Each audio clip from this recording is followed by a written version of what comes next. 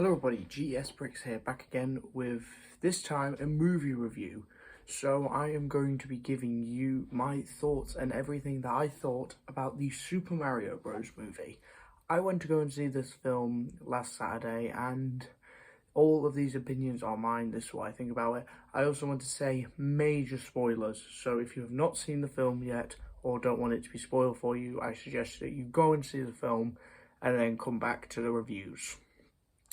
So, this is definitely a film for Mario people, because I was sitting there, I understood all the references, everything. It was like that scene from The Wolf of Wall Street going like, hey, look. That was what it felt like in the cinema, because like, it was everything. It is a Mario movie fan's dream. They would genuinely love this film, and I mean, if they have loved this film, they probably have already watched it. That is the main thing. This is a Mario fan's dream. Now I'm going to talk into like different things. I'm going to start with the characters. I definitely say it is a good cast of them. Mario is he's actually a character in this one. He isn't what someone who just goes, Yahoo, let's go, wow, wow, wow, wow, wow. He's actually like a diverse character in this one, like, you know, trying to start up his plumbing business, but like no one sees him as that, because everyone just like thinks it's stupid. Like his dad and Spike, they think that it's a stupid idea. Luigi could have had a bit more screen time, because Charlie Day's performance did do it great, because you generally could feel like quite the scariness of him, because like he gets really, because a lot of the times he's running around screaming.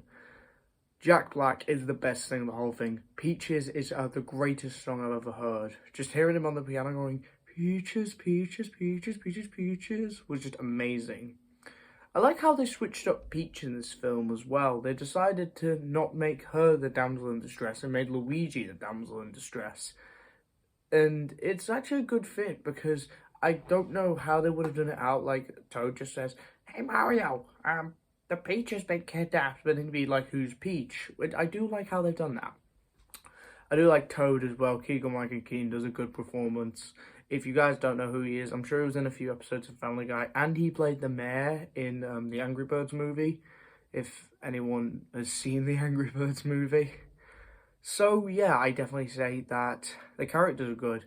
The setting as well, going from like all the other parts to like going from the Mushroom Kingdom to going to the Kong place, and this is why I didn't mention Donkey Kong, because I want to specifically talk about this.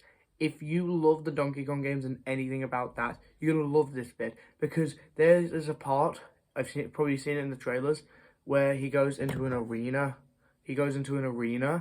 And then in the arena, Donkey Kong appears, and they play the DK rap, and oh my god, just hearing it, it was just amazing, just hearing DK, Donkey Kong.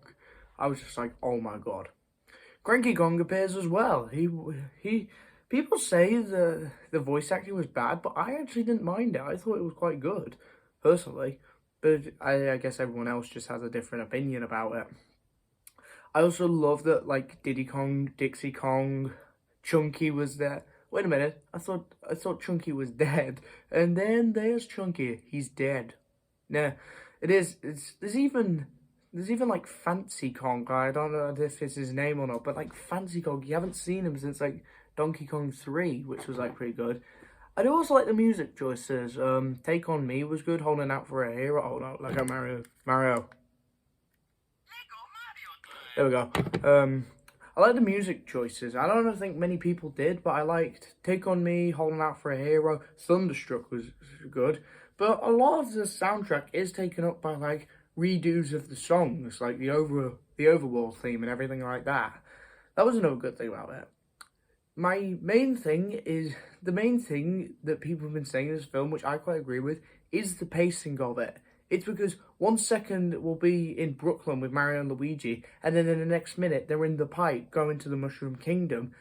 I feel like they kind of rushed each scene. Like, one part we're doing there, and then the next part we're there. And that was the thing that did kind of like confuse me, because like, you introduce Peach and everything, and then we're in the Kong world. I mean, I don't mind that, but it's okay. And yeah, that was the main thing. Of course, Bowser has the greatest musical segment in the whole thing, singing his song, which has literally blown up everywhere just because Jack Black did the greatest performance. But the main thing was, that wasn't even meant to be in the original film, which I was like, if that film didn't have it, it wouldn't be as good. But, like, it'd still be a good film, because I'm a very old... You could probably guess it, but I used to be... When I was a bit younger, I used to love Mario, like, so much. I'm not really big, but I do still love him. I mean, you can clearly see from these two here. And just, like, seeing it, I'm just like, that. And just hearing Peaches, it was, like, really funny. Now, the main plot of the film is... The main thing is, like, Bowser's going to take over the kingdom and takes his doll, but Bowser wants to marry Peach, Mario Odyssey. And I just, like, going to the wedding and just seeing King Bob-omb and King Boo was quite funny. Just, like, they're there. And then King Bob-omb just gets blown up. And I was like, what? Because, like, Peach uses an ice thing on it.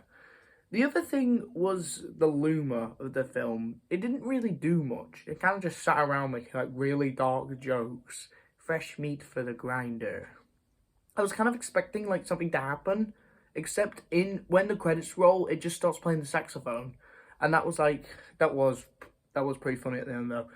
I did like how basically half the credits literally just played classic Mario songs. That was another great thing. Mario, don't go to sleep on me. And I would, yeah, if you are a Mario fan or a Nintendo fan, you should definitely check this film out. And now I'm going to dive into the deepest thing, which are the two post-credit scenes. Now, this is very big for the rest of it. So the first one shows Bowser singing more of Peaches, and since at the end of the film, he gets shrunk in the big climatic fight. I'm not really going to speak about the climatic fight as much, because I feel like I might be spoiling it a bit too much. Oh no, Luigi. Come on, Luigi. There we go.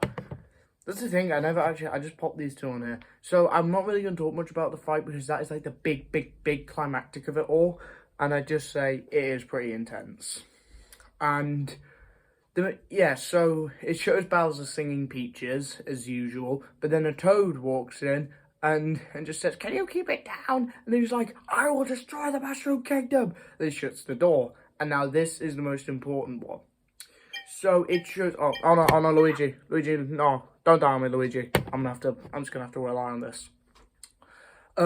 Basically, we see some pipes, and an egg is revealed. The egg cracks, and you hear "Yoshi," which means Yoshi will be making an appearance in the next film. And now this is the other thing about the second film. I don't know what it's going to offer, but, like, I really want Wario and Waluigi to show up. And for my fan castings, Danny DeVito and Willem Dafoe, they're just going to be perfect. And for Yoshi, I don't know, either Tom Holland or Samuel L. Jackson, it's probably just going to be him going, or they might actually give him a speaking role. So yeah, I definitely give the Mario movie a 9 out of 10. It is an absolutely fantastic film. If I were to rank my favourite films that I have seen so far, Mario movie is in 1 and Puss in Boots is probably in 2nd, because, like, yeah, I do love DreamWorks. Oh, Luigi, God's sake. I mean, like, I do. I'm just gonna have to put him out of his misery. So I'm gonna turn him around. Just so you guys do not see the horror. So yeah, I'm not gonna talk about Puss in Boots, but just, like, it is a good film, but Mario movie is way better. But you have to, like, understand Mario as a character himself. So yeah, that is basically what I think about the Mario movie. I think it is an absolutely fantastic time, and I of course give it a 9 out of 10. And that is the end of the review.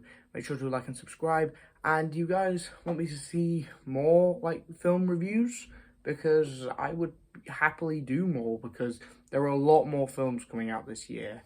So thank you for watching, and I'll see you in the next one. Mario is #1.